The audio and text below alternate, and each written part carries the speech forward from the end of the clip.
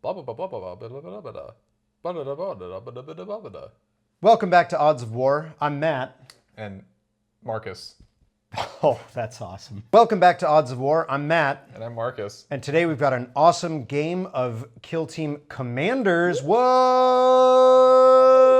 Of the Orks versus the Death Guard.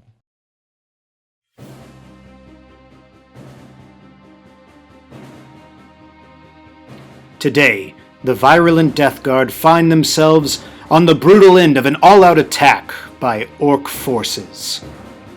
Will the belligerent greenskins overwhelm the Death Guard with their numbers?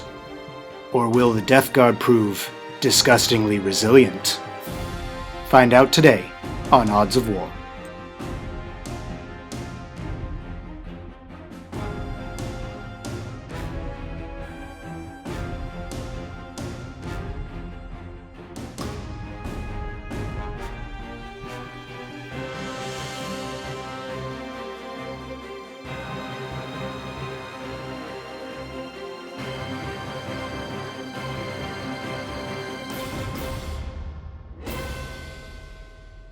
Well, Marcus, thank you so much for coming back. No problem.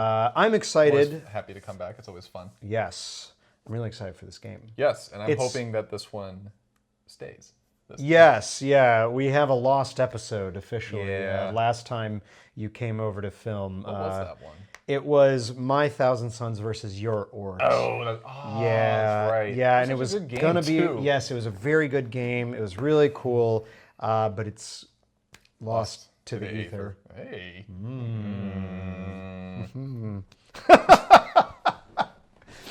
Guys, Psychic awakening, right? Yeah, whoa! Guys, we're going to talk about the lists and stuff. If you don't want to hear that, you can skip straight down to the battle report using the timestamps in the description below. They'll also be in the comments for you users on mobiles. I'll pin a comment there for timestamps so you can use them there. But if you're still here, it's because you want to hear us jabberjaw about all this good stuff. Do you remember the shorts that Cartoon Network used to do? It was like little musical shorts for different old Hanna-Barbera cartoons. Oh, yeah. Remember Oh, the yeah, Jabberjaw yeah. one where it was a ska band? No, I don't remember that one. Jabberjaw. It was like they were just a ska band. It was weird. I love it. Yeah. I love it. So weird. Wasn't Jabberjaw like basically like a knockoff Scooby-Doo or something like that? Yeah, it was Scooby-Doo, but he was a shark that could Talk. breathe out of water and talk. Yeah. Well, he jabbered Yeah. with his jaw. Yeah. Jabberjaw. You get it. Jab. Oh, maybe he just like punching He's people. a punchy shark. Yeah. Punchy shark. Or he likes taking shots at people with verbal quips. Yeah, He takes but jabs not at to them. them because he's passive aggressive. Right. You Right. know what I like most about this conversation? How much about the lists it is. Yes, that's my favorite part. Yes. All right. Well, I don't know. Let's get into it. Do Sure. you want to go first? Or you want me to go first? I'll go first since you offered. Yeah. So basically, I have brought my Death Guard back. Yeah. I always like bringing my Death Guard because They're cool. they're cool and they're my boys. Yeah. Well, and what I like about this particular matchup, no matter what, green wins. That's true, and that's always the case, and that's why Matt and I always have fun playing against each true. other, whether it's Kill Team or 40k. That's true. That's true. Yeah, but as far as my list, it's kind of what I have brought in the past with a couple changes. Yeah. So traditionally, I've always brought the Plague Champion, the 3 Specialists, an extra Plague Marine or 2, and then Poxwalkers. Yeah. But since we're doing Commanders, and I've yet to actually include any elites in any Kill Team I've played, oh, that's not true. I did use. No, you did. You brought a Berserker with the one Red time, Corsair guy. which that was cool. Yes. But now, anyway, this is both a commander and some elites. So Okay. basically, what I've got is my commander is Scribus Wretch. He is a tally man, and he's got a couple things going on. Is he here to tally dim bananas? Wait, can we do that? It's Henry Belafonte? Yeah, Harry Belafonte. Harry Let us know if we've gotten this wrong. Which Belafonte is it? I'll have to go back and watch Beetlejuice. Yes. Oh, man, I love that movie. It's so good. We're off on another tangent. Yes, as is our want. Yes. But anyway, I brought a tally man. He's got a couple different things going on. Yes. The biggest thing is he's a strategist. as far as the specialization. Yes. Specialization. Yes. And so I'm going to be swimming in command points this game. Yeah. I'm actually very worried about that because having a surplus of command points can be very impactful to the game. You can get a ton more value out of everything. Command points do a lot of heavy lifting in Kill Team, I've noticed. Like and that's why they restrict it down to just 2 per round and then maybe more depending on things. And so now I'm looking at, I'm starting the game off with 3. 3, and then gaining 2 every turn. Yeah, well, gaining 3 every turn. Or gaining 3 every turn. Gaining 3 every turn. Plus, the Tally Man has that super cool the special 7-fold thing. chant. Ooh. So basically, whenever I use any kind of stratagem, or tactic rather. Tactic, as because it were, it's we're Kill playing Team. Kill Team. I roll 2d6, and if I get exactly 7, I get those command points back. Yeah, I mean, hey, 7 is good odds. It's the most plentiful result on 2d6. Yep. Yeah. And so this is going to be fun because Tallyman doesn't really show up a lot in 40k. Not that he's bad, it's just there's but better it'll be fun. things to do. Because the only other thing I was thinking about bringing for Commander was a Foul Blight spawn with the big super soaker. The snot cannon. Yeah, the snot soaker. And I thought, you know what? He's such an all-star every time I bring him anywhere, any kind of game. Give the Tallyman his time. Yeah. I think the Tallyman is going to do some work for you.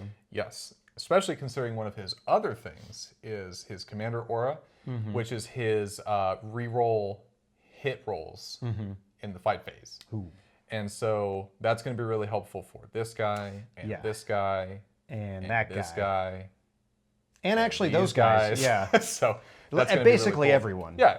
And it's effectively free because it's 1 command point and I'm getting an extra one that from anyway. Yeah.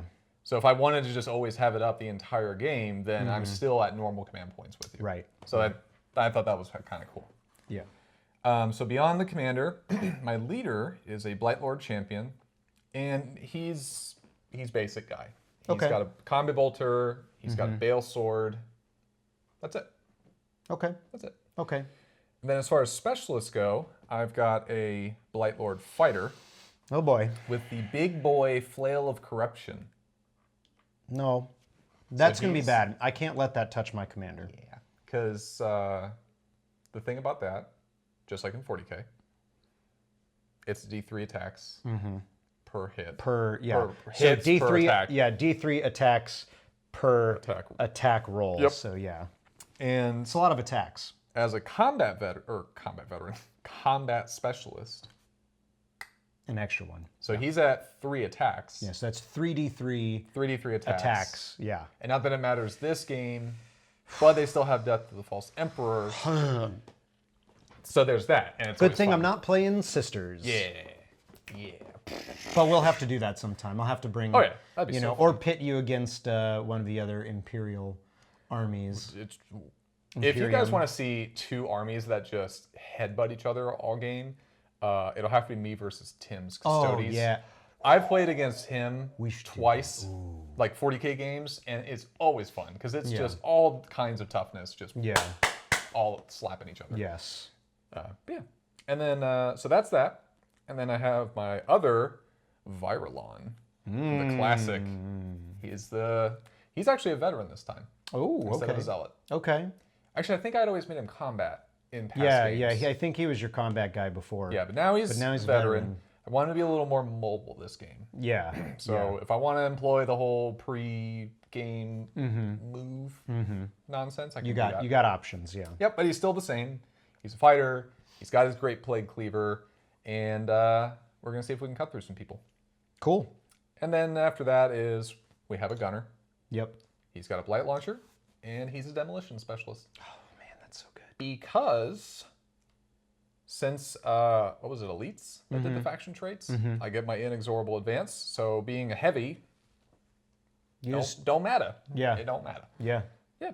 And then after that, I've just got an extra gunner. He's got a plasma gun. Let's hope he burns himself out. I will never do overcharge. But you might want to. Yeah, we might want to. You might want to. I got a lot of toughness 4. Yeah. cool. I got a commander you might want to shoot like that. That's true. Yeah. Let's hope he burns himself out. And then rearing up the back are 6 Poxwalkers. These guys, oddly enough, are maybe what I'm most scared of. Because you don't want to fight them. I don't really want to fight them. What do you gain by fighting them? Like, well, in our mission, which we'll talk about in a second, a point if we kill one. Cool. But if they kill me... Then I can go, and you bow! use that stratagem, that tactic, excuse me, which we'll make sure we roll the 4 up this time in a previous game, which you can check out there. We were just doing it automatically because we can't read. Because I'm a cheaty face. There you go. You heard it here first. Marcus McCheaty Face. Yep, that's a magic card.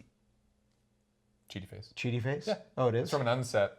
It was a blue genie, and you could cast it for free if you could put it into play without your opponent noticing. That is awesome. That is awesome. And I love it. More of that, please. Yes, that's amazing. Cool. Yeah, well, I'm excited, one, because this will be the first Blight Lord Terminators? Yeah, Blight Lord Terminators that we see. I'm scared of the flail. I don't like that. I don't like that Blight Launcher either. I don't like the way any of this looks coming at me. Yeah, because there's a lot of, I mean, Terminators are Terminators. Yeah. But these guys have Cataphracti armor. Yeah. So that's a 2-up save with a 4-up invuln. Yeah. That's not great. They have an aura of rust, where if I roll a 6 on the wound, the AP is increased by 1. Don't like that. Don't like that one bit. Yeesh. What's the AP on the Bale Sword on your leader? So, -3. We're back. For my commander, what I've got today is a Warboss Gordaka. I thought there'd be nothing orkier than just, that's his claw. He's like, oh man, there's this Yumi named Kommissar. Yeah. Oh man. I just realized how little reach I have with that. Like there's not a lot of... Not much you're doing with that, yeah. Anyway. Compared to the full hand, that is. Yeah. If you just didn't have these 3 fingers, you'd be like, I have so much reach. Well, then I'd be the janitor's wife from Scrubs. Yes. Index finger, thumb, pinky. You're right. How about that? So, Warboss Gordaka, he's a Warboss. Hence why he's called Warboss Gordaka. He's got a Combi Skorcha. He's got a Power Claw. He's got 2 Sluggas. Ooh. He's got stick bombs. He's kitted out. He's got an attack Squig. Bitey. That's, or Bitey. Squiggy. He sometimes gets called Squiggy. He sometimes gets called Bitey. It goes back and forth. Some say it's not always the same Squig, which is probably true. Yeah. So, you know. It's the goldfish paradox. Yeah, but basically, he's just a big, bad, mean orc, man. He's like T5. He's a 4-up save. He's got like 6 wounds. He's got 4 attacks with his Power Claw, hitting on 3s. 2s normally, but -1 because of the claw. You know, it's a shame that you can't do anything about that, but there it is. There's nothing that gives him like +1 to hit or anything like that. Not in Kill Team, unfortunately. I wish. But you could also, instead of having a claw, he could have a big Choppa. So then he's hitting on 2s. So that's he's gonna have a claw. Yeah, that's what I'm saying. You gotta have a claw. And then his attack Squig lets him make an additional 2 attacks at strength 4, AP -1, damage 1. Oh, that's really good. So that's nice. For a little beastie? Yeah, just a little extra beastie, little squiggy bite there. Yeah. He is, again, just going full hard in the paint on being like, he's just the orkiest of these orcs. He's just a melee specialist, which means he gets 1 extra attack. And then his melee specialism is, he's got a stunning blow tactic where he can reduce your hit rolls by 1, which is nice if he hits you. So that's cool. But the big thing for him is going to be his like aura tactic. It's 2 CP. Use it at the start of the movement phase. But basically, everyone within, it's either 6 inches, I'm pretty sure it's 6 inches. Everyone within 6 inches of him gets to roll 3d6 for a charge and discard the lowest. So you're going to get up in there. Oh, yeah. So I'll be looking to use that at the appropriate time to just, boom, like suddenly punch a bunch of my guys in on you. I think that'll be good because considering the big beefy guys I've got, you're gonna, I would imagine, just have to go for like number of attacks. Oh yeah, oh yeah. So it's going to have to overwhelm you that way. So that's him. For the leader, we've got a boss Nob from the Nobs unit. So he's got a 4-up save, which is why I was saying normally I wouldn't care about anything more than AP -1, but now I care because I have 4-up saves. He also has a Kombi Skorcha. He also has a Klaw. So he's just like a mini, he's just a mini Gordaka. Yeah. You know? Because that's how Orks are. Yeah, that's it. I mean, you know. Yeah, of course. Then we've got, for my own veteran, got my Kommando boss Nob with a Klaw. Freaking Commandos. So we got the claws. Commandos are so good. Oh, I love them. I love them. And Kill I Team, also they get just that love extra. the way you paint them. Because I've seen so many people do that with like Tau stealth suits. I've yet to see anyone do that with Ork models. Yeah. Aside from you. Yeah, So well, and that's what he's the coolest. Yeah.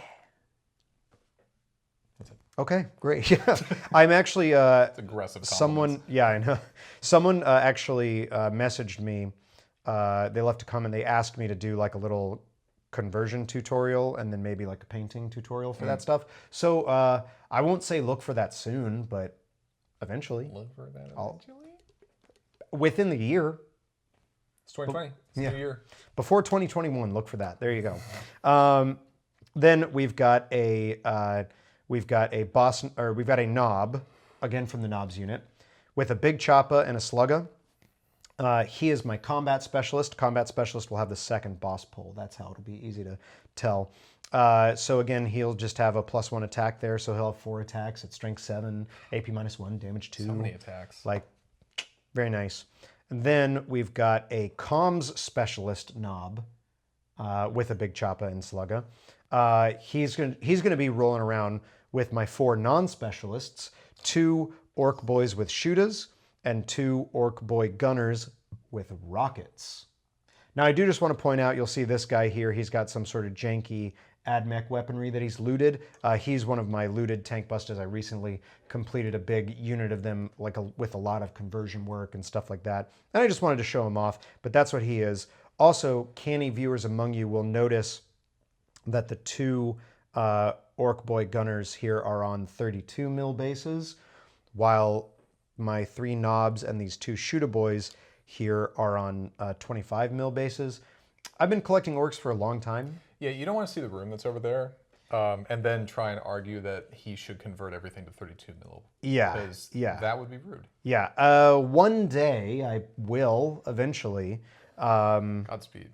Not anytime soon. You can actually see, too, a pretty big difference in the basing between, like, these Nobs right here and then these, like, You could just do so much Gunners, more. you know? Yeah, there's a lot more. And so, basically, my plan is that for now, just as I complete new units, I'll be putting them on 32s. Slow. And then maybe, you know, if I'm like, you know, like I'm like, well, I don't really have time for a big full project, but I can just do something quick. Maybe like take my like Ludas, for example, which is just 15 of them, and like rebase them, you know, and then like do other stuff, and then come back and loop around and be like, okay, now I'm gonna take, you know, I don't know, my Storm Boys, which I have 20 Storm Boys, so like do my 20 Storm Boys and then leave it alone and come back. So just eventually they'll all get up to 32s, but no time in the near future. So for now, you'll have to excuse the mismatched bases. You just have to deal. Deal with it! This is Matt White! Matt White! Is that a macho? I'm a little lightheaded now after doing that. I saw the veins sticking out. Yeah. Well, I wanted to get the like, a little macho man. Yeah. Yeah. Yeah. Yeah. I guess that's more Ganondorf. Yeah. Doria. Oh man, I would love a Macho Man Randy Savage Ganondorf like crossover. Crossplay. Yeah. That would be. Someone do it and send me pictures, please. Yes. The mission. Pictures.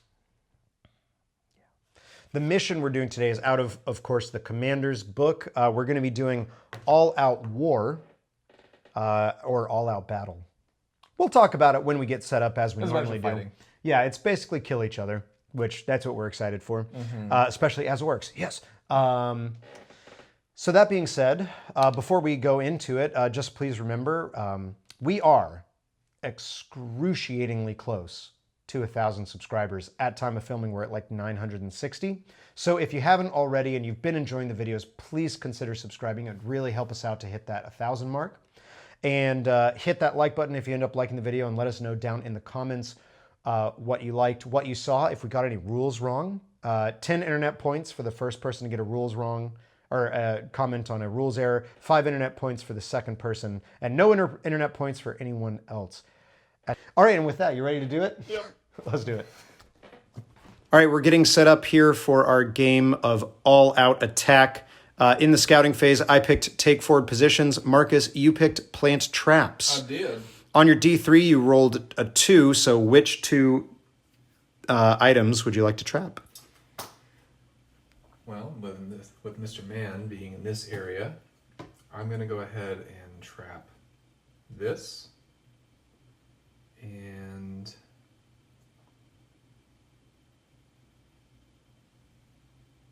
this.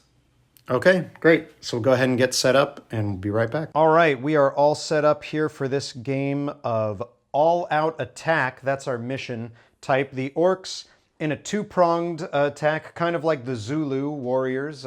We've got the 2 horns here. You know, that's like the Goth thing too, right? They got the horns. But we're not Goths today, we're Bad Moons, as is what I'm wont to do. Which is a shame, because you could be so much more orky if you were Goths. Well, you know, Mork is the cunning one, and that's what we're doing. We're deploying a bit of cunning here. For the Death Guard, you're arrayed in sort of a real defensive stance here. Yeah. Out this way. Yeah. Now, the mission, like we said, is all-out attack. Our deployment zones are sort of in this, like, 2 box formations here. And so we've got them deployed there. Basically, the mission is as such. There's no objectives on the field. What is going to happen is, as we take out models from each team, we'll be scoring points. So for each commander, which would be the Warboss here, or the Tallyman here, there's this little guy here, boop. Boop. It'll be 3 points if you take out an enemy commander. It is 2 points for each specialist, so that would be like my veteran here, my leader there, or my comms or combat specialist. For you, specialists being veteran, leader, heavy? Demolitions. No, demolitions. And then combat, who cheekily is deployed in reserve. Very I can nice. do that. You can do that. It's spooky. We don't like it. We'll have to shore up our back lines through here to make sure everything's okay. Now, there was something else I wanted to talk about. So that was that. Deployment mission is done. Oh yeah, just to talk about the terrain really quick. We are playing that these big craters here are difficult terrain, so those will be slowing both of us down because neither of us took scout out terrain. I did consider it briefly. But everything else here, like these barriers over here, the crates and stuff, those are all vaultable, so we can jump over those with no penalty. And of course, we'll have to climb up on these boxes and such like that. Now, this building does have 2 entrances on either side here. And while the doors aren't quite scaled correctly, you can see them there. We're going to say anything that's on a 32 millimeter base or less can fit through there and can go inside that building if they so choose. So that is it for all the setup. Orks did have greatest strategic advantage, so we deployed our first model first and then alternated. We will now, before we go into the initiative phase, we got a few things to do. Yep. First off, Marcus, you said you wanted to use Grandfather's Blessing. Yes. As so always, that's 2 CP?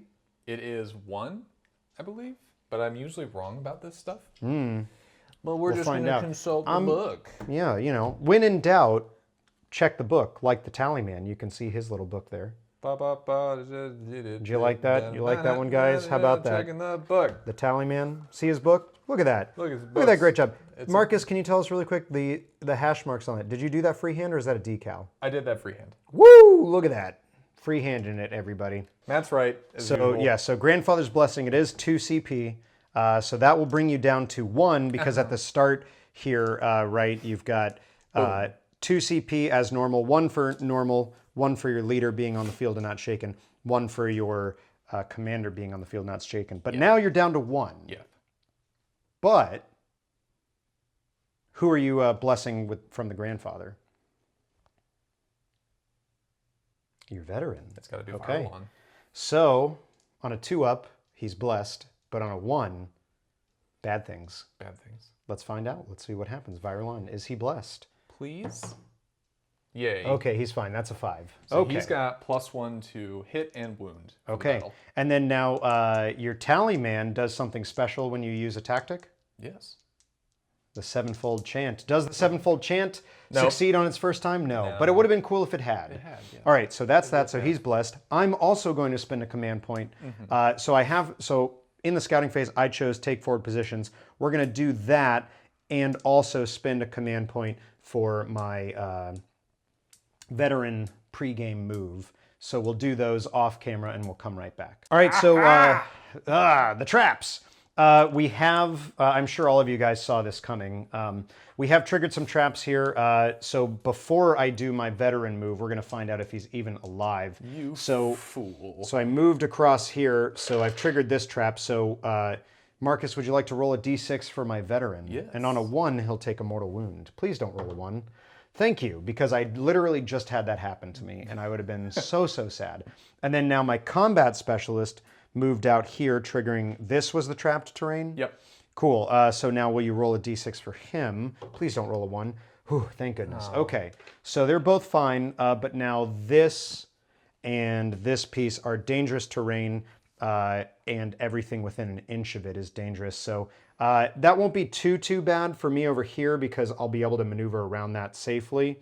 But then this might be tricky because I'll either have to remain stationary with like these guys, and I'll have to risk losing these 2 guys if they move. But we'll take care of that, and then so I will go ahead and spend the CP to move him, and we'll come right back. All right, so we've went ahead, since our veteran did in fact survive, we rolled in advance for him, getting him over here, only rolling a 1, which is pretty disappointing. I was hoping for something really nice like a 6 there. But alas, it is what it is. I won't be spending my other command point to re-roll it because, frankly, I'm happy to be right there. So that is finally it for all the pregame admin. We're going to go ahead and we're going to move right into the initiative phase for round 1 in this game of all-out attacks. Orks, for their initiative, rolling a 12. There we go. There we go. You can't get much better than that. In fact, you can't get better than that at all, especially not on a 4.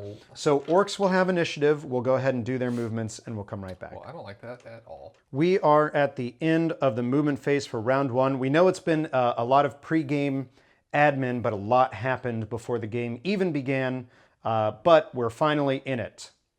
So starting off with the Orks, since we had initiative, Warboss Gordaka and the leader here both advanced as well as did this boy. We just basically between the difficult terrain here and the dangerous terrain here, we didn't like our odds of how anything looked. So basically Gordaka advanced around this way, same with the leader, and then this boy moved here. Basically just getting outside of any real rapid fire distance from these 2 guys.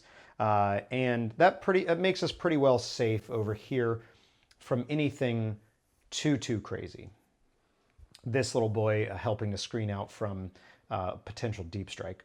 The 2 boys here, the gunner and the Shoota boy, both readied up, as we do have some good lines of sight over here just to start maybe plinking off a couple cheeky wounds, maybe, and also, of course, avoiding the dangerous terrain test. Speaking of, both the comm specialist Nob and our just other Ork Boy gunner moved off of the difficult or dangerous terrain there, but we did pass our dangerous terrain tests, thankfully.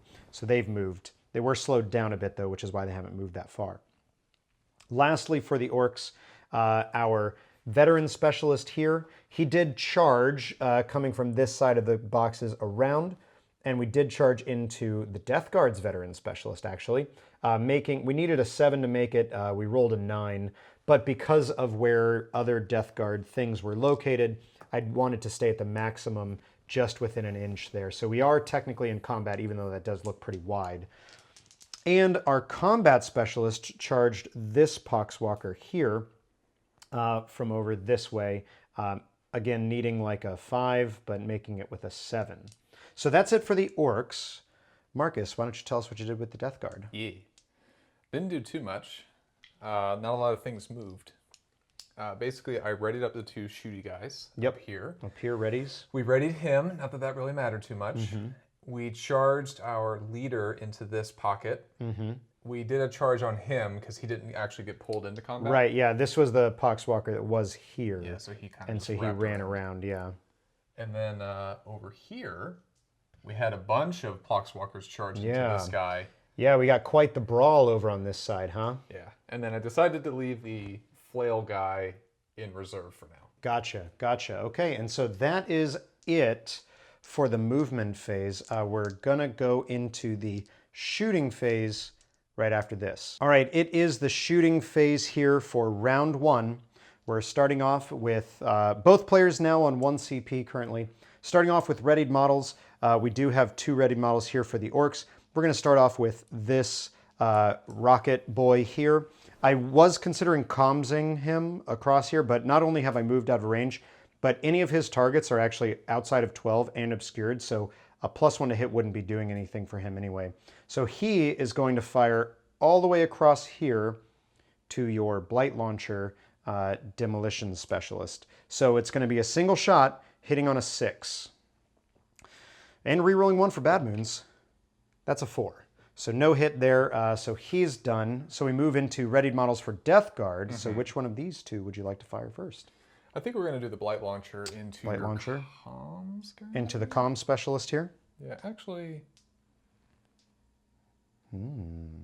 Let's do it into this Rokkit guy. Into the Rokkit Boy. Okay. Into the Rokkit Boy! All right. How many shots is the... It's 2. It's 2 shots. It's 2. It's 2 shots. That's I did actually check this earlier. It's not obscured, unfortunately. So you're hitting on your 3s, which is I have really... the high ground. But it is nice because your demolition won't be going off because I'm unobscured. So that's nice too. Yeah. So it won't be wounding on 2s at least. All right, that's 2 hits. Those hits. It's a strength 6. Strength 6 here. Toughness 3. Toughness 4. 4. 3? What do you think I am? Some puny Eldar? Oi! That there's an Ork. That's a toughness 4. Everything here is toughness 4, except for Goldocker, who's toughness 5. 3s. That's 2 wounds. That's not good. AP -2. AP -2 means no save. Damage on that? D3 apiece. D3, so you just roll 1. That's a 1. That's a single damage. So, injury roll is just 1. Oh, it's just a flesh wound. Unless, of course, you want to re-roll, but I don't. Yeah, I didn't think so. I don't. So with that, then we drop down to our next ready models. It's going to just be this Shoota boy here. Assault 2, 18-inch range. Again, we're going to go ahead now, since your Blight Launcher is shot, we'll just put it over here into your Plasma guy. 2 shots. Hitting on 6s, re-rolling 1s. No, that's a shame. Man, I would have loved that for some other Ork shooting. Okay, so that's all my readied models done. And then now you have a Plasma gunner. I do. And we're going to put him into the same guy. Into the same Shoota boy. Ooh, or excuse me, Rokkit boy. Rokkit boy! So we are definitely within rapid fire range there. Yep, especially so since I have Inexorable Advance. Yes, and not obscured. Nope. Would you like to overcharge? Nah. You don't want to overcharge? Yeah, I don't need to. You don't want to burn this guy out? Yeah, that's okay. That's a shame. Okay, all right, that's fine. I'm not a brave boy. 2 shots, hitting on 3s. That's 2 hits with 2 4s. 3s. That's only 1 wound. Does go straight through his armor. Now this is going to be a 3-up to take him out of action. That's a 2. That's just so a flesh tough. wound. It's because I was insulting earlier. That is so huge. That's right. He is just. He's like, oi, you think I'm tough? you how tough I am. Do you see? You see how tough this lad is? So then actually you do have 1 more ready model here. Yeah, but I don't have any targets. But no targets, no line of sight. So we drop down to non-readied models. And you know what? I'm going to go right to this boy here. If he kills one. And you know what? I'm going to spend 1 CP Oh, crap. for gritted teeth. So he's going to ignore his flesh wounds. So I'm going to go down to 0. And then I'm going to use comms here to give him +1 to hit. And then he's going to fire here into Not your my Launcher. Blight Launcher. So I am within half range there, but you are obscured. So it would be 6s, but then the comms brings them back to 5s. And I get to ignore the flesh wounds because of gritted teeth. So with that, a 5. Hey. Oh, he hits. It's strength 8. This boy is dead hard. 3s. 3s to wound. This boy is dead hard. That's AP -2 for you, sir. So that's a 5-up save. Oh, that's a fail on a 4. That's 3 damage. 3 disgustingly resilience. Oh, he does make 1, but 2 go through. So he would be reduced to 0 wounds. Am I correct? Yes. This Plague Marines only have 1 wound. Yeah, GW. I'm not upset. GW, make Plague Marines better, please. Look how cool We'll see what they happens are. in Psychic. You made such awesome models for them. Can we just make them better? All right, that's a 3 damage weapon, sir. So that's injury roll with 3 dice. And that's an out of action. You insulted him by calling him toughness 3, and look at you now, removed. Remove him. You're basic. Yeah. Yes. You're boring. All right. So that's actually him shot now. We go to non-readied models for the Death Guard, and actually, I think you're all clear. We're all locked up. Yep. And then so just really quick, we do have a single shot here with a pistol, a Slugga across there. It is going to be long range and obscured, so a 6 to hit, but reroll 1 for bad moons. No, I don't like that. Toughness for 5. that guy is a 5, so a 5 to wound. No, okay. And then I don't think I've got range here for any of these guys. They're 18 inches. I'm confident that I don't have range to anything, but I'll just double check before we go into the fight phase. It is the fight phase, all right? So it's going to be charging models, starting off with the player with initiative. So what I'm going to do is I'm actually, I was considering starting off with him, but I'm not too scared of a single Poxwalker attack. So I'm actually going to start off here with my combat knob. And I'm actually just going to go ahead and put him into your leader since you charged in. You fool. I mean, that is a 2-up save. Oops. Sorry, I'm just trying to take out your mod. Larry! Oh my god. Larry, no! All right. You'll have to... All right. It is a 2-up save. Harry. Which is hairy. Yeah. Speaking of hairy, you've got like these little growths on this model. Spindly spines. Yeah. But I am going to do it because how many wounds does this guy have? Is he a 2 or 3 wound model? I think he might be. I think he's just 2. Let me make sure. 2. I'm hoping he's 2 because that is a 2 damage Choppa, big Choppa. So I only need 1 to go through. But He's got 2 wounds. 2 wounds, yes. Okay, so I'm definitely going to put all 4 attacks into him. So 4 attacks, hitting on 3s. No. That's 4 hits. This is strength 7, so wounding on 3s. Oh, wow. no. Only 1. Okay, just 1 wound. It is AP -1, so that is a 3-up save. I really need you to fail this. No! Oh, he does! No! You do have a CP if you want to re-roll it, but that would bleed you dry of your CP. I kind of need to. Because Yeah, if I you mean, kill that my is your leader leader. right now, Yeah. that's insane. Okay, he makes it. Okay, but that is, you're out of CP unless the tally man... No, not on a 10. Okay. All right, so that's him attacked. So he's done. So now we drop down to Death Guard charging models. And who'd you like to swing first? Well... You really ought to swing a Poxwalker, because now everything in this quadrant's safe. Yeah. He can still get to fight, though. Oh, yeah. And I kind of want him to not just be murked. Yeah. So so you need to swing. Go into that. Well, you can't swing him because he didn't charge. Oh, you're right. So you have to swing one of your Poxwalkers and hope for a kill. Right. Yeah. Let's do it. Yeah. I think Poxwalkers only get... Wait, I have a phone with a thing on it that gives me information relevant to my army that tells me things... Okay, 2. 2 attacks from a Poxwalker. Ooh, that's brutal. Ha!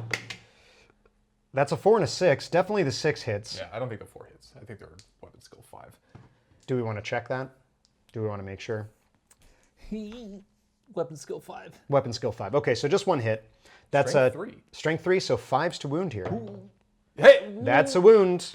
No AP though, that is- thankfully, so a 6-up save. No. Okay, and it's just damage 1, right? Yes. Yeah, so he is a 2-wound model because he is a Nob, so he does take a wound. Oh yeah, these are flesh wounds over here, so let me mark that appropriately. All right, and then I'll go to my other charging model, and we'll swing into your veteran. He's got 3 attacks base because he is a Nob. We're hitting on 4s though because that Power Claw is unwieldy, so 3 attacks on 4s. Only one hit. Ouch. Okay, and then that's Strength 10 to Toughness 5, so 2s to wound. Gets the wound, but just barely. AP -3 here. 6-up. 6-up save. Yes. Oh my goodness. He's done it. The absolute mad lad. He's a veteran, viral on. Yeah, all my luck was spent over here with this boy. Yeah. And then now we've hard whiffed. Well, I've learned my lesson not to insult. Yeah, models, 'cause don't then insult the orcs. shoot Yeah. back at me. Yeah. So with that, actually, it's just all Death Guard attacks after that. So you can resolve however you want. Yeah. Well, let's just do Poxwalkers into him. Okay. Because we're going to see if we can make that happen. You are out of CP I though, am. so yeah. It's more just the cheek. Sure, yeah. Huh. Ooh, there's one. Okay, 1 hit. Nope. That's not a wound. Poxwalker 2. Okay. Or 3, I guess. Yeah, Poxwalker number 3. 1 hit. No wound. Final Last Poxwalker. Poxwalker. 1 hit. No wound. Wow. That's... Okay. Whew. That was like almost, you almost rolled exactly the same each time. All right. Who's up next? We'll do Virulon. Virulon. He's got 2 attacks. Sounds right to me. Yeah, he's got 2 attacks. 2 And attacks. 3s. 2s because he's blessed? It normally would be 4s because it's a power axe profile. Okay. So it'd be 4 and then drop down to 3 because he's blessed. Sweet. So that's 2 hits. Yay. Strength? Oh, why do I forget these things? I'm so bad at the skill of remembering, as we saw earlier, with my inability to remember my name. Oof. Yeah. That was a rough moment. Ooh, it's ×2. Ooh. So it's strength 8. So you're wounding on 2s. That's not good. Just 1? Bow. No, it's 2. There's 2. 2 wounds. Goes right through his armor, I'm sure. It's -3 AP. Yeah. So goes right through his armor. Damage? I think it's 2. I should just have my phone on me because it's Yeah. charged up I was gonna enough. say you keep leaving your phone off to the side, but you obviously need it for stats, and Yes. Oh, it's D6. it's D6 damage. Yes. That's scary. D6. Oh, just 1. Okay, injury roll of just 1 then. Oh, it's just a flesh wound. It's just a flesh wound. All right. Well, that was unfortunate. He is a legend. So we've got 2 legends here. All right, so then what you have left is these 2 Poxwalkers, and of course your leader there. Yeah. So how would you like to resolve? Well, I got to do the charging guy. That's true. Well, yeah, but your leader is also charging. Yes. Oh, technically we did this out of sync Yes, because we would have had to come over here before we did Virulon, but now we're just done with that pocket, so it's fine. So it's pretty inconsequential. So go ahead and delete that comment. You'll be receiving no internet points for that. Thank you. But all right. You do get Marcus points. Nobody cares about Marcus points. Poxwalker. Poxwalker. No. No. Okay. The leader. Champion, 3 attacks with his Bale Sword. Ooh. That is 2 hits. Strength? Strength is... Sounds like... 4. Strength 4, so 4's to wound here. Yep. Ooh. Rolls of 6 are an additional AP. I don't like that. It don't matter. So 1 wound, AP -3, so I have a 4-up save, so -3 brings no save, and damage on the Bale Sword? It is 1. Damage is 1, so he just takes a wound. Interesting, so unless this 1 Poxwalker gets cheeky, you have 1 Poxwalker left. 1 hit. Uh-oh. Uh-oh. No wound. Okay. That officially brings us to the end of the fight phase. So we'll go into morale phase. So for orcs, I have 1 model, 2 models with flesh wounds, okay? Out of my original 8 models, 3, 6, 7, 8, 9 models, so no break check there. Nerve checks, so that's my veteran. So I could be wrong, but veterans are like never shaken or something like that. I think it's they just auto pass. They're grizzled. They ignore penalties to its leadership characteristic and nerve tests. Oh, okay. Yeah. So anyway, so he's leadership 7 because he's a knob, so he can't fail.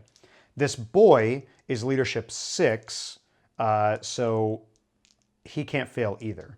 So because there's no one's out of action and no one's shaken, so there's no modifiers. So he auto passes and he auto passes. Going to Death Guard, we've got no flesh wounds anywhere and only one model out of action, so no break check required and no nerve checks required. So with that, we'll go ahead and go into round 2 initiative phase. Orks. 5 and 8 for the Death Guard. So we'll take our movements and we'll come right back. We are at the end of the movement phase for round 2. Death Guard had initiative. Marcus, tell us what you did. Sure. So the only guys that have moved is that guy. The Tallyman. Yep. So he's moved out there. He Everyone just moved else stayed in combat, Yep. right? And then, of course, the plasma gun ready to. And then our plasma gunner readied up. All right, so for the Orks, I, of course, stayed in combat here. No place more comfortable for an Ork to be than right there. I did try a cheeky charge with my comm specialist into the Tallyman.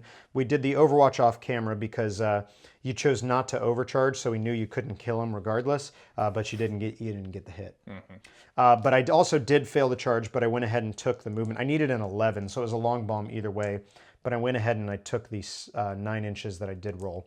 Now for the boy, the Ork Boy gunner here with the 2 flesh wounds, I did advance, so he's moved up here. So at least both of these guys are obscured to your plasma gunner. The 2 boys here, the Rokkit Boy and the Shoota Boy here, both readied up again. Meanwhile, my contingent back here did full advances, rolled a cheeky, I think a 4 there to make a 9-inch move there, and then rolled a 2 and a 3 here, basically just staying outside with those guys, staying outside of rapid fire and getting obscurement from your plasma gunner. So that brings us to the end of the movement phase for round 2, excuse me. We'll go into the shooting phase coming right up. It is the shooting phase for round 2 here. Starting off with readied models, that is going to be just the 1 plasma gunner here for the Death Guard before we go over to the Orks. And who would you like to fire at there, Marcus? I think we're going to go ahead and fire at this guy. Scared of the rockets now, are we? Yes, after last turn. And would you like to overcharge? Hell yeah. Oh, all right, spicy. So that's going to be now within rapid fire range thanks to inexorable advance and unobscured because of, I mean, look at that guy. He ain't got no cover. He ain't got no cover at all. He's also bright yellow. Yeah. All right, so that's going to be 2 shots hitting on 3s, but Orks are hoping for 1s. Oh, no! Tactical reroll. Tactical reroll, okay. Okay. Please. Okay. Okay, so that's 2 hits. Before we move on, let's go ahead and do Tallyman for the tactical reroll. Nope. No, So close. so close. That does officially bring you down to 2 CP. Cool. So that was 2 hits. Now this is overcharged, so it's 2s to wound here. Okay, 2 wounds. Both punch right through the armor save. This is just a boy with a 6 up. And so it's 2 damage, so 2 injury rolls, sir. That is an out of action there with a 5. So he is gone, gone, gone. And that is 1 point for the Death Guard. So my ready models will have this Ork Boy here. Then he'll just fire across back at the plasma gun. Actually, since he's fired and everything, we'll fire it at the Tallyman just for cheek. 18-inch range. We should be good there. I think we might have... It might be there, because I know this was just close. But you're probably... pretty sure. No, yeah, we're good. Yeah. So 18-inch range here, firing just, but it is long range, of course, and obscured and all that good stuff. So just 2 shots on 6s to the Tallyman. Oh, we do get a hit. All right, and Tallyman is toughness 4 or toughness 5? Probably 5 because he has Death Guard. He's 5. Let's roll and see if it matters. On a 6, it's not going to matter what your toughness is because a 6 is going to wound no matter what. So no AP on that for the Tallyman. Tallyman rolls a 4. He's a 3-up save. He's fine.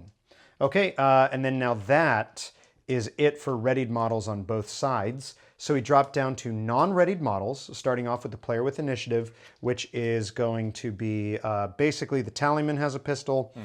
Does your leader have a pistol? No. No, and then this guy doesn't have a pistol, right? He has no range. So basically it's just the tallyman for you then. And where would he like to fire? He's going to fire it into the big Choppa guy. Ooh, into the comm specialist here? Okay, and are you going to overcharge? No, okay. 2 shots, or just 1 shot, excuse me. Hits, all right. 2 or 3s. 3s. Gets the wound, goes right through the armor, and puts a wound on him there. He has a 2-wound model thanks to being a knob. All right, and then that actually then ends the shooting phase for the Death Guard. The Orks do have a few pot shots here to do, though. We do have a pistol here. We'll fire it into this Poxwalker on this side. We are hitting on a 6, though, because of this flesh wound. But reroll 1s for bad moons. Oh, okay. Strength 4 to toughness 3 there, so 3s to wound. Gets the wound, no AP. No save. No save, so just a 5-up, disgustingly resilient, which he fails. Injury roll, that's an out of action. Which one was it? That was this one here at the end. All right, so that's a point for the Orks there. And then we do have a pistol here, which I'll go ahead now. That's just a wound, not a flesh wound. So I'm gonna go ahead and comms him, and then he'll fire it into this Poxwalker here. So 1 shot, hitting on a 4 now thanks to the comms and rerolling 1s for bad moons. That's a 2. That was going to be cool, but that's okay. I can't complain because I did get a kill with a Slugga over there. All right, and then that, because now these guys are going to be out, and actually he might be in. We're going to take 2 pot shots really quick with him into the tallyman, assuming that we're at 18. If we're not, we'll, re-rolling 1s. Oh my God. Okay, 5s. Okay, so we do get 1 wound on the tallyman. Don't you get Daka? Not in kill team, and unfortunately. What just reroll 1s? Reroll 1s, that's it, yeah. So 1 save to the tallyman, which he makes. Okay, all right, well, it could have been cool, especially with those rolls, but there you have it. With that, we are gonna go into the fight phase coming up next. Yeah. It is the fight phase here in round 2. And the first of our command auras. Oh, the first of our command auras is being used by the tallyman. Yes. So that is a 1 CP. So now you're down to 1, unless... Huh? No. Oh, man. I saw the 6, and I was really hoping it was going to be a 1 on the other one. I saw the 4 and was hoping it was a 3. Okay. That's math. So the tallyman there, so he gets his aura. Why don't you tell us what that does there, Marcus? Yeah. So I can reroll all failed wound rolls in the fight phase for everything within 7 inches of him. Yeah, so that's basically going to be everything in that combat there, yeah. And then this is just out, I assume, right? Yeah. All right, and then so that's that. Yeah, sacrifice that in an attempt to get some plasma shots. Yes. All right. Just make sure it's... it's failed hit rolls in the fight phase. Failed hit rolls? Failed hit rolls. Yes, failed hit rolls. There we go. All right, so and then you are the player with initiative. No one has any models that charged, so it's just straight to you. So what would you like to start with? Well, I don't want, silly leadership stuff to die, so we're going to put some attacks into him. Okay, so here we go. So 3 attacks. The leader, 3 attacks. Rerolling fails. Reroll that 1 for the tallyman. Okay, 3 hits. That's not good. That's not good for a combat specialist. Strength 4. Strength 4, toughness 4. Force to wound. That's 2 wounds. Both go through his save because it is AP minus 3. Yep. So that would bring him to 0. So, is he out of action? Ooh, it's just a flesh wound. Very nice, very nice. We will take it. We will take it. So, we'll go over to the Orks, and I'm going to actually go right here, and I'm going to spend 2 CP, so go down to 0, for Itchin' for a Fight. So what that is when I pick an Ork model, I get to add 1 to my attacks characteristic for every enemy model within an inch. So I've got 4 enemy models there, so I get 4 extra attacks. So that is answer. I wasn't sure of the timing on this one, and also forgot it was my plan. Yes. I was thinking of doing up and Adam. No, I'm not. Because your combat's off the... Yeah. Never mind. Okay. Answered. All right, so this is going to be 7 attacks. Now I am hitting on 4s because of the claw, 5s because of the flesh wound. So what I want to do is I'm going to send, because I really need your veteran to die here.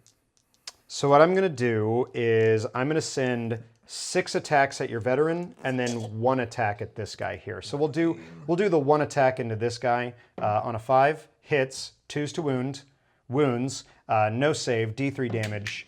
It's 3 damage, 3 disgustingly resilience, fails, and out of action for him. And then now here's our 6 attacks into Virulon, the Blessed. So 5s. Oh, that's a very good start. That's a very good start. And then 2s. See, that's why I put 6 right there. So that is 2 6-up saves from Virulon there. If you roll double 6 here, man, you're gonna be a legend. Oh, he does get 1, but 1 goes through. D3. D3. It's just 1. Disgustingly resilient. Oh man. Okay, and then injury roll is an out of action. Oh my goodness. Was there a stratagem that kind of is like no on that? I know Orks have one. Most of them are going to be 2 CP though, which you are sitting on 2 CP. Yes. I don't know if Death Guard have one. We're going to check and come right back. So we've double checked for any stratagems that might save Virulon, but alas, there is not, at least not for 1 CP, which is what Marcus is on. So that... There just wasn't anything. There just, yeah. Which is really surprising. Yeah. So that's Virulon gone. That's another 2 points for the Orks. So currently Orks sitting at 4 points. Death Guard sitting at 1, but we might see some cheek come around. With that, we drop back to the Death Guard, and we've got a slew of Poxwalkers to attack. So I assume you want to start over here. Yeah. All right, we'll do 2 attacks from one of the Poxwalkers. So we'll do that from 1. 1 hit. 5s to wound. Nope. No. All right, so then, so he'll attack back then. Of course, he'll go into your leader. 4 attacks because he is a combat. He is hitting on 4s now because of his flesh wounds. That's 2 hits. These are going to be 3s to wounds because of the big Choppa. That's 2 wounds, AP -1 to your leader, sir. 3 up. To your leader. Oh, fails. Tactical reroll on the 2. Yeah, I guess I don't really have many other... I mean, oh, he makes it. Okay, okay, so he's fine, but now Death Guard down to 0 CP. So both of us sitting at 0 right now. So left for combat phase is, of course, going to be 1 more Poxwalker here and 2 Poxwalkers over here. Let's do the one last one there. Do 1 here, okay. 2 hits. Uh-oh, uh-oh. Okay, no wounds. So then we got right here, first one. Nope. No, second one. 1 hit, okay. 5 up, no. All right. Ouch, ouch. That was a pretty brutal turn for the Orks there. They really powered up. They dumped the Cunnin. That was the advances. They left the Cunnin at the door and brought all the brutal that turn. With that, we'll go into the morale phase. For the Orks, I do have 1 out of action, 1, and then 3 on flesh wounds. So that's 4 of my original 9. So no break check required. Okay. Now we're going to start off. We'll do our nerve checks here. We'll start with the knob here. Now I do have 1 out of action, but he is my veteran, so he ignores it, which means he can't fail. Then we'll go ahead and we'll go into this knob here, the combat specialist. Now he would have a +1 because of the 1 boy out of action, but I do have 2 friendly models within 2 inches, so they negate that. So I actually have a -1 to the roll, meaning he can't fail. And then same thing here. This boy has a leadership 6, a +1 from the out of action. Oh, I just realized. You just wasn't realized. doing the failed reroll and failed hit rolls for the Poxwalkers. Let's They each failed 1. 1 each. Yeah, so let's go ahead and so good catch. We'll go ahead and reroll. Nope. No, and 1 more reroll. Yes. Oh, okay. All right. Well, Yay. we did catch it. So delete that comment. You'll be receiving 0 internet points from the tallyman today. So back to morale phase. Leadership 6, +1 from my out of action, but -2 for these guys. means that, again, I cannot fail. So I am fine on morale. For the Death Guard, we've got 4 out of action of your original, much more than 4, much more than 8. So you don't have to worry about any break checks. 2, 4, and you don't 6, have, 8, again, you 10, don't have 11. any flesh wounds. So with that, we'll go into round 3. We'll go, I'll go up to 2 command points, Death Guard up to 3, and we'll go into initiative phase here for round 3. Whoops. 9 and 11. So the Orks do in fact have initiative that's not good. for round 3. And as a reminder, this cheeky little combat specialist has been sitting out this whole time. So we're gonna go ahead and take our movements and we'll come right back. We are at the end of the movement phase for round 3. It's been a quiet one, all things considered. For the Orks, we had initiative. Our veteran specialist here, of course, stayed locked in combat. He's proven himself a beast. He's happy to sit here.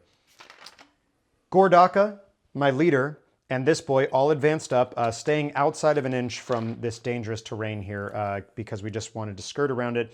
We rolled some pretty beastly rolls. As you can see, this Ork boy is way up. Gordaka rolled like a plus. He rolled like a 5 or something like that, so he's got a huge amount of movement.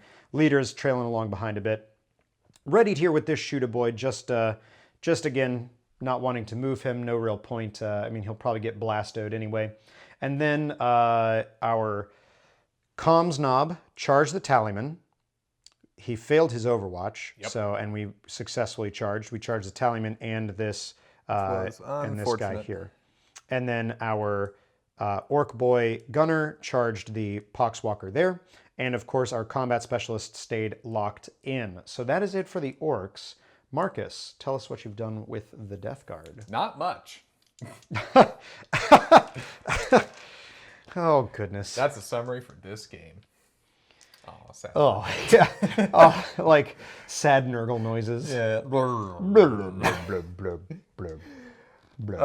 The only thing that's really happened is he got charged. Yep. And then my combat specialist is finally here. Ooh, yes. So we did ready up with the plasma, as you can see.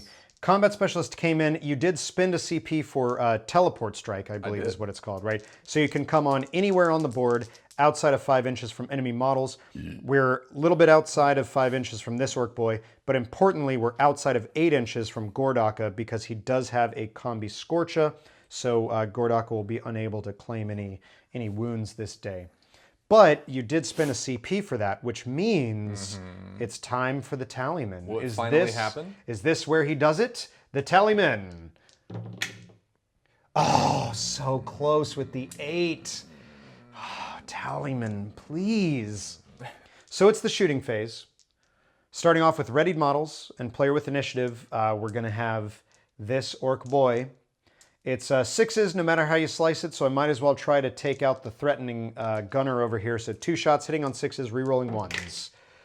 Nothing. That's a big ol' nada for that Ork boy, so he is fired. Then we'll go ahead into your plasma gunner, and where would he like to fire? I need to see. Oh boy. Ooh. Oh boy. However, he is obscured. He is obscured. And that's just -1 to hit. Yes, -1 to hit for being obscured. Yeah, so overcharging is a little dangerous there. Yeah, well, I will say Kill Team overcharges unmodified rolls of 1. So you don't have to worry about 2s. Then we might as well do that. So you're going to overcharge into Gordaka. Yeah. Okay. He's been left alone this entire game. Can't kill him, which is nice.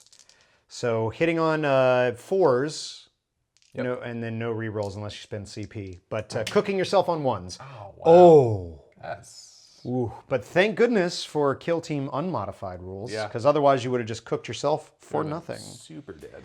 So that is actually it for readied models. Yep. So you drop down to non-readied models. And this is actually just you. It's just me now. because your only pistol here, you got charged, so can't fire, and then he's got no weapons. Not even like a grenade or anything. No, he's got. Maybe a grenade. I'm going to let you check while I do a quick little shot here from this Ork boy up into this plasma gunner. 2 shots on 6s, rerolling 1s. Rerolling the 1s. No. Okay, so he's fired. Nope, no grenades. No grenade. Okay, so it truly is just all the orcs then.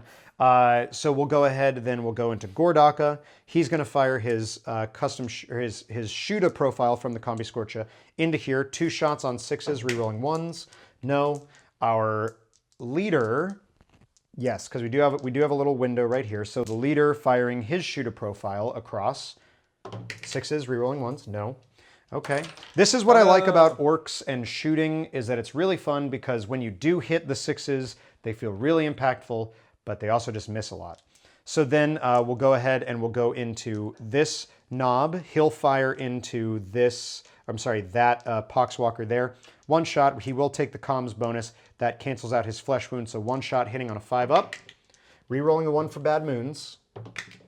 No. Oh. And then we'll do the 1 shot on a 6 from this guy into that Poxwalker there. No. Okay, and with that, we're all done with the shooting phase. We'll come back in the fight phase right after this. So it is the fight phase for round 3. It would be the orcs because we have charging models here. But Marcus is spending 2 CP to decisive strike. So so first off, let's see. Spending it, does the tallyman regen it? 8 again, so close. That was corn. If you were corn, if only. I'm not. So who's striking first? It's going to be the leader. Going to be the leader striking into this knob, I take it then? Yep. Yes, as that's actually his only target. Yep. So go ahead. Okay, that's really good. That's a good start. 3 hits. Looking for 3 wounds here to take this knob out finally. Oh, it's just 1 wound, but it does go through straight to the injury roll. Looking for a 3 up here. No, it's just a flesh wound. Ouch. Ouch. That's so huge. That's so huge. That's not what we like to see, folks. You know what's cool? Orcs are toughest army in the game. Hey, man. It's the truth, lore-wise. Yeah. I did it to myself, because I said toughness 3 earlier. It's true. It's true. You insulted this boy, and thus you've done it. All right, so orcs going into charging models. We're going to do, of course, our comm specialist into the tallyman. Mm-hmm. I am going to spend, I think, because he's a 3-up save, right? Yeah. Yeah. So I'm going to spend the 2 CP. So I'm going to go down. So we're both at 0 now, thanks to that. And I'm going to spend itching for a fight again. So I'll get 2 more attacks, 1 for the Poxwalker, 1 for the tallyman. Okay. So he's got 3 attacks base, plus 2 more is 5 attacks. Into the tallyman, hitting on 3s. All right, 3 have failed. So literally the only attacks that hit were the itching for a fight attacks. So there you go. And this will be 3s to wound here. Just 1 wound at AP -1. 4 up. Oh, but he fails. That's 2 damage. So 2 disgustingly resilience. He fails both. So he's got 2 wounds. And that's he's a 4-wound model, so that's 2 wounds remaining or 2 wounds taken, no matter how you slice it. So then we drop down to our next charging model, which is going to be this boy right here. He's got 2 attacks base. He's going to be hitting on 5s thanks to his 2 flesh wounds, and he'll go into the Poxwalker, of course. No hits. So there we go. That's him. Now we drop down to non-charging models, starting with the player with initiative. And since my combat knob here is relatively safe, I'm going to start with my boss knob, my Kommando over here. I'm going to put, since I'm hitting on 5s, I'm going to put all 3 attacks into 1 Poxwalker, because I don't want to just total whiff, you know. So 3 attacks on 5s, 2 hits, wounding on 2s, 1 wound. This is why I put all 3 attacks into him. D3 damage for 3 damage, 3 disgusting resilience, and he fails them, and it's just a flesh wound. Interesting, interesting. So maybe a couple things are coming back around for the old Death Guard. So that was this guy here. We're actually running out of flesh wound tokens because of everything, but we'll get one on him here in just a minute. So now it is the Death Guard's activation. Can't be the leader because he's already fought, but nope. You could activate whoever you want at this point. We're just going to do the Tallyman back. Tallyman! He's got 3 attacks. He has no melee weapons, so it's just his fists. Just his fists. So he's hitting on 3s, I take it? Yep. That's 3 hits, sir. 4s. Wounding on 4s for strength 4. That's 2 wounds. Now this is a Nob. It's actually the first time I'm getting to take a 4-up save. Yep. I paid for these Nobs.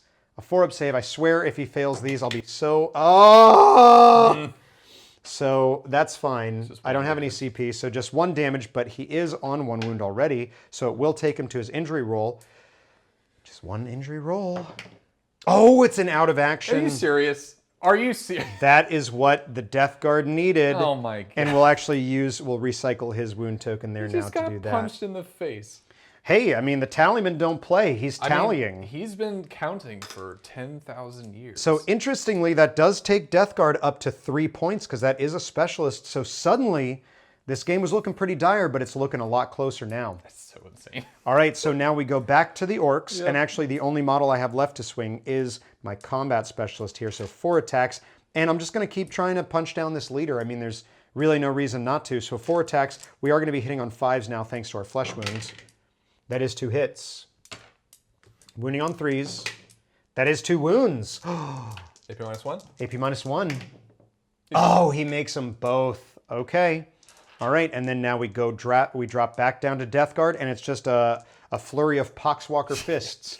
How would you like to resolve? All right. We'll do 2 here. Okay. Actually, let's do 2 into him. Oh, 2 into the boy here. Yeah. Ooh. No. No. Okay, and do the 2 into him. Yep. No. No. Okay. Yep. 6s. Yeah, so for the flesh wounded one for 6s. Oh, he gets a hit. Nope. No. And then the last one? Nope. No. Okay. So that is it for combat phase.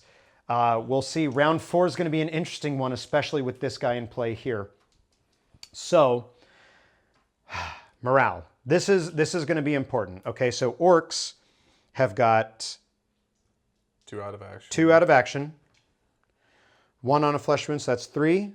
4 flesh wounds, 5 flesh wounds of my 9. So I do have to check for breakage. My highest leadership is Gordaka with an 8. I do break with a 9. So that means the game will be over.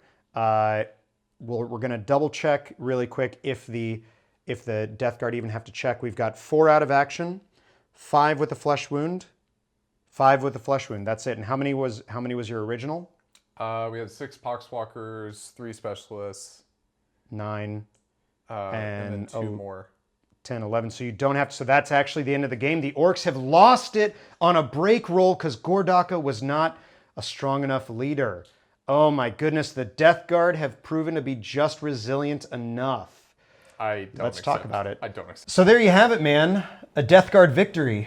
Do you feel good about what you've done here today? Not in the slightest. I feel disgusting, and not even in a good Nurgle way. Oh, man. I do not accept that victory because it was done.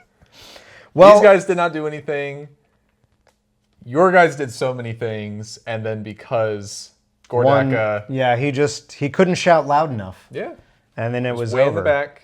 It was over. That's my big regret of the game, is not getting to do more with Gordaka. But it was just like, between your traps and then the difficult terrain of the craters, it's like, I'm in a killing field with your Blight Launcher and your plasma gun. I was really just like, only had one avenue to go through. Yeah. And it was just like, man. Because like, you're not going to go that way where, like, I know you really can't see, but like the other side of the board that we just didn't even bother touching, you're not going to go that way because I'm up on top. Yeah, and then you have to just walk that entire open field, and you can't come towards me because it's difficult terrain. Yeah, you could have easily have just pasted him turn 1 between overcharged plasma and then that Blight Launcher. And then had I done that, you probably wouldn't have charged your leader in. You probably would have been like, I'll leverage the Kombi-bolter as well against him and stuff. So it's just like, what am I going to do with him, you know? And he's just stuck. So he just got stuck in the back, you know?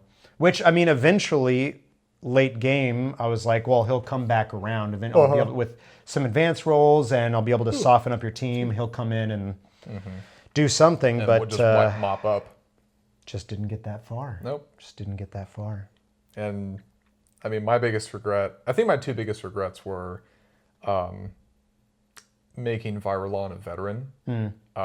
I did that because, like I said in the intro, my initial thing was like, okay, as a veteran, get up in your face. Yeah. Death Guard, I'm slow. I need help getting up in your face. Yeah.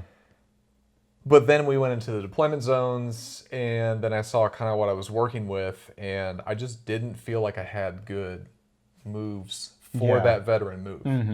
And so then at that point, it's like, well, the benefit of having a veteran is gone. Yeah. Like, he could have just been a zealot. Yeah, he could have been a zealot and would have had stuff on charges and stuff, and it would have been cool. That's really it, though. And that's not even like I would say a mistake. It just ended up that way. Yeah. And then I do think I probably should have brought him in earlier. Yeah, I mean, if nothing else, then he's sort of for your team what Gordaka is for my team, where it's just like, why was he there? Yeah. He just didn't do anything. I mean, the only thing, we were kind of talking about earlier, and it might have been off camera, but the abstract threat that of having he was him come down by being in reserve. Yeah. Which, I mean, I love doing that in Kill Team because I'll take 2 5-man units of Blight Lord Terminators. And they're both in reserves, and it's... 40k, you mean? Or 40k, yeah, sorry. Yeah. And it's just one of those things that's just like... And They're you don't there. know when they're going to come down, and it's a threat. Like, wherever they pop down, you got to take care of them. And so there was that going on, but like I didn't get to flail anything. Yeah, yeah. Who would you give your MVP to, I guess? Tallyman? I won't give him MVP. I'll give him shout out for the Special punch. shout out for the punch. The punch at the end was cool because he had a guy charge into him, and this 10,000-year-old veteran of the heresy just is like, whatever, man. Pop. Yeah. Yeah. But no, I did not. I don't think anyone deserves victory in this game because it's a chance game. Sure, yeah. But I did not earn that victory.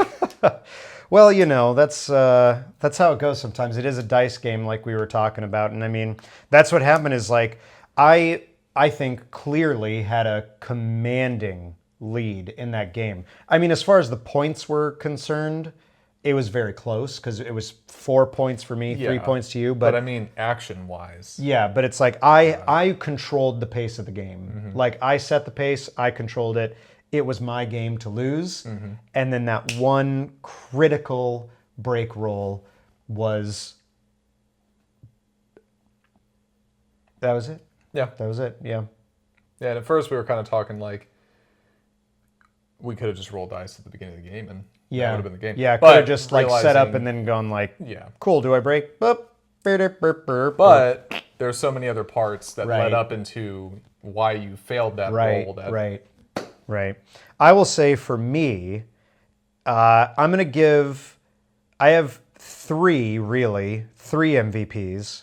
First one is this Ork Boy Gunner. You called him Toughness 3. He didn't like that.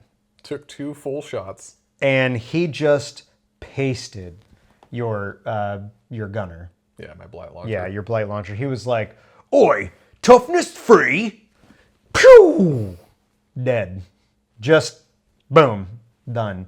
So for that alone, epic. Oh yeah, no, that was good. My second MVP and third MVP have got to be my veteran and my combat specialist. Oh, this dude. Because this guy, he's not even 4-up save. He's a 6-up save. And he just beasted it out. He was in combat turn 1. We went to round 4. He was in combat that whole time and just killing guys. The clutch play was the itching for a fight. Oh yeah. Yeah, and getting when you took out Virulent, 4 extra attacks. 6 attacks. Yeah. And Virulent was insane. Yeah. Which it's a good thing I put that many because you did end up saving 1 on a 6. And then my damage was only 1, so I got very lucky to take you out there. And then I have to give, of course, a shout out to the combat specialist as well for being in combat turn 1 as well and surviving that whole time and just, and it was pretty cool too when he got commsed up and he shot his pistol. Of course he missed, but whatever. Oh yeah, no, this guy was the one. He shot his pistol and popped a Poxwalker. That dude is overall MVP for the game. Yeah, I think he's the MVP for the game for sure. He gets MVP. This guy gets pro play. Yeah. He's MVP, and then he's like the highlight play of the game. Oh, maybe I should start doing that. Is plays like of the game. Yeah, is like when we have like the like chat here, like do like here's our like play of the game, you know, and then do like a little replay of it, you know. Ooh. Let us know if you'd like to see that sort of thing here, and if so, we'll do it. Yeah. We'll do things. What'd you think of Commanders? First time using Commanders? It was cool. It's definitely a different game. Like, Yeah. just in terms of, you have an extra 100 points. And I mean, you could put, like... Some commanders are actually over 100 points. Oh, yeah. Like, if I... one of my options as Death Guard is I can take a Lord of Contagion, which I think is either 100 or 110 points. Yeah. And, so you can get pricey commanders, but like Orks are cheap commanders. Obviously, the Tallyman wasn't too expensive. 45, I want to say. I think he's 45. Might be 40. As far as what he did, Yeah. I mean, there's the rolling. But if he had rolled those 7s, which you were dancing right around it, too. Yeah. So I think I would have been a little better if I had gone with my original pick of the Foul Blight Spawn. Oh, yeah. Because that flamer so good. is insane. Because it's unchanged from 40k. And it's already a vehicle melter in that. Yeah. And then in the smaller board of Kill Team, even and scarier. it's a 9-inch, 2d6 strength flamer with -3 AP at 3 damage apiece. Gross. Rerolling 1s to wound is insane. Yeah. But he's 80 points as a commander. So we would have been like, boop, boop, boop, boop. Foul Blight Spawn. Yeah. So, I mean, but then, so he's got to do the heavy lifting. Yeah. And so then at that point, it's getting him into 9-inch range. And then at that point, as Orks, you're just like, here we go. Yeah, exactly. But yeah, I still continue to love Poxwalkers and Kill Team. Oh, gosh. Yeah. I mean, I was legitimately scared of them. Yeah. Because I was like, man, if they start killing... They're just free attacks. They're just gonna... And then I go, they're just gonna CP, popping dudes and start getting more of them in there. And I was like getting really stressed specifically with him. I was like, when you charged... Yeah, you charged 4 of them. I was like, they're gonna kill him. And then they're gonna turn him into a Poxwalker. And then you're gonna get 2 points for killing my specialist. You're gonna get a Poxwalker. I was like, no. And then he was like, no. I don't think so. And he like, poosh. Big thoughts? Any big thoughts about like the mission? I mean, it's a basic kill things mission. Just kill things. Yeah. Which is never bad. I'm excited to see other commander missions that are a little more complex. Yeah. I thought it would be a good one for us since we're first time fielding commanders. And I mean, I think I showed through my play of Gordaka, I don't know what I'm doing with them, you know. Tallyman was a bit more subtle with the just trying to farm the command points, which I think, you know, had you started hitting some of those 7s, would have been huge. Even if I got just 1, I would have been happy with that. And obviously, the value comes in, you know, you're having more CP. And then you don't feel quite as bad as spending the 2 CP plus things. Because then it's like, well, I have one left. Back too, And I get it back. And I don't think it's just 1. Right. It's you get the CP you spent. And so the value's there. It's just you have to roll 7. Yeah, that's pretty spicy. I will say, overall, I actually thought maybe the 4-up armor saves... I don't know. I don't know if they're worth it. This was a tough game to really start valuing things. It was just a weird game. Yeah. Well, and I usually take knobs I usually just take a boss knob from the boys unit and I take a knob from the commando unit and then I usually just leave it at that because I prefer to get more boys on the field, you know, get like Ludas and stuff like that, you know. And so I'm not confident that it's worth it, but you know, maybe we'll try them again in the future. Yeah, I think I probably could have stood for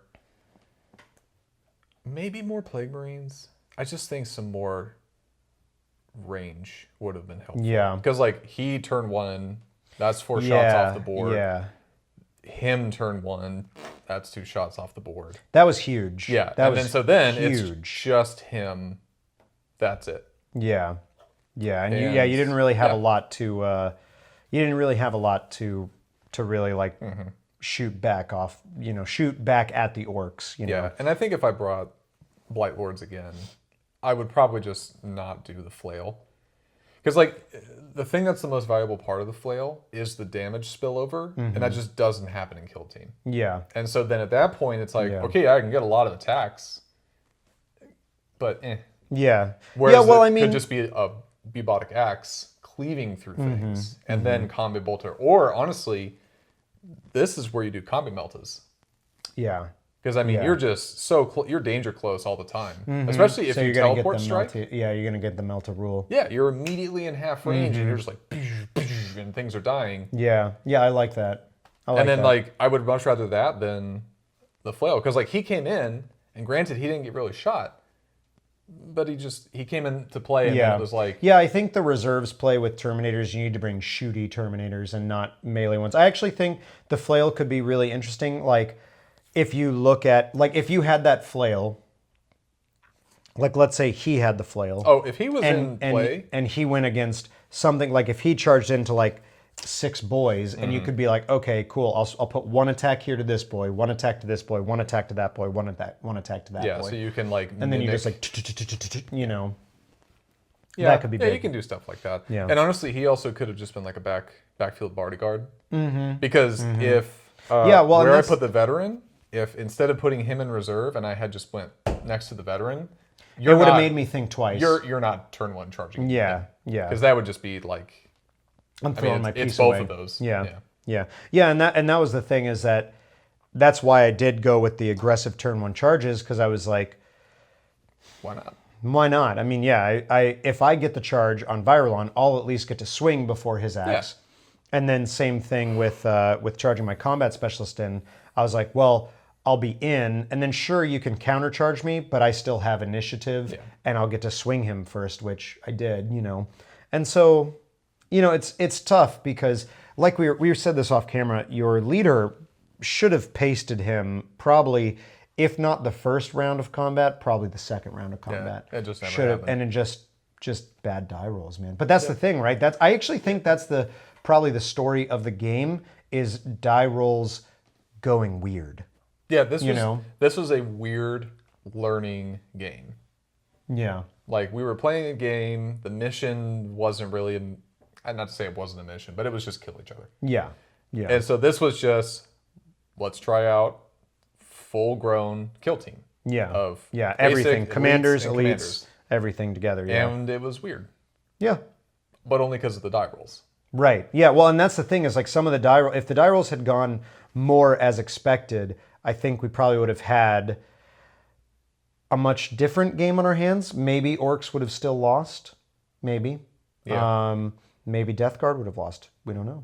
That's what makes it great about a die game. Honestly, if he was anywhere near any of these guys, it would have been really bad. Oh, yeah. And that was my big misplay with him, was that I was like, I just didn't use him well. I just didn't. I mean, we also said off camera is that the mission incentivized you not to risk your specialists. Yeah. Which is kind of counterintuitive when you have melee ones, because when you have a combat specialist and a veteran specialist and a zealot specialist, you want to put them up. You're wanting to go forward, but then they're liabilities because they cost you points in the game. Yeah. So then at that point, it's like, well, you should just have ranged specialists. Yeah. That's part of why we always build our lists and exchange them before we pick a mission. Because that's the thing, if you know what mission you're going to play, then you can tweak to that mission. Because if right now you and I were like, let's play the same exact mission again, but we haven't decided our kill teams, I don't take him. I take like a Big Mac with a force field. Yeah. And then I take nothing but shooting specialists who want to sit back and shoot and don't come near me. And then I make like the combat guys just non-specialists, And I don't try to come near you. I just try to like shoot you before you shoot me. And I do something similar. Yeah. And I was actually this game I was going to be like, sometimes I'm the worst Death Guard player because I never just go, you come to me. Yeah. I always am just like trying to do all these flanky things, and I don't have the maneuverability for that. Yeah. And so this game, I was like, you know what? I'm going to post up right there.